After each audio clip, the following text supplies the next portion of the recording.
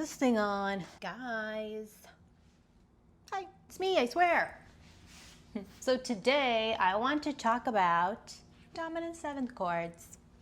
I'll show them to you. I'll show you 3 shapes and I'll just show you 3 shapes, you know? Dominant seventh chords. And so a dominant seventh chord is really just usually referred to as a 7th chord. So whenever you see something like C7 or whatever, it's really a C dominant 7. Just so you know. And the formula that makes a dominant 7th chord is a 1st degree, a 3rd, a 5th, I got my pick in my hand, and a flat 7. There's a ladybug on my window. How rude. So here's your E-shaped dominant 7th chord with your chord identifier on the string right here.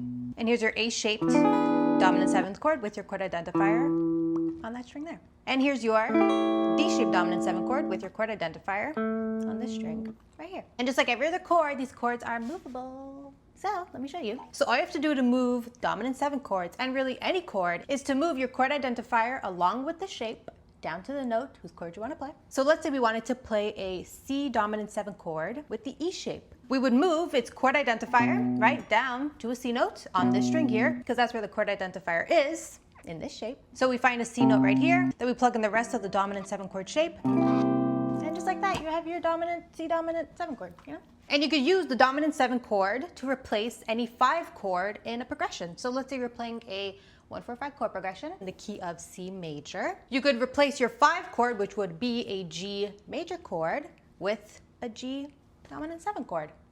I can show you if you want. I'll show you. So if we play a 1-4-5 in the key of C major, we have our 1, that's our C. Our 4, that's our F major. And instead of playing the G as a G major, we could play it as a G diminished 7, back to C.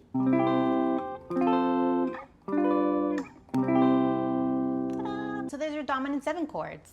They're fun, they're cute, they sound nice, you know? Don't forget that at 5,000 subscribers, I'm going to solve a Rubik's Cube on camera for the world to see.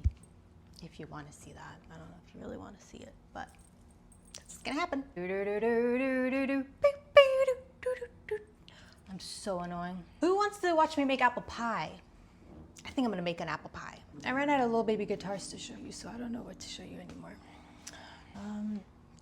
Pillow. No. I'm gonna go and I'm gonna make an apple pie for myself. And that's all. Okay guys, that's it. Thanks for coming, thanks for being here, thanks for being you. And I'll see you soon. Doodles.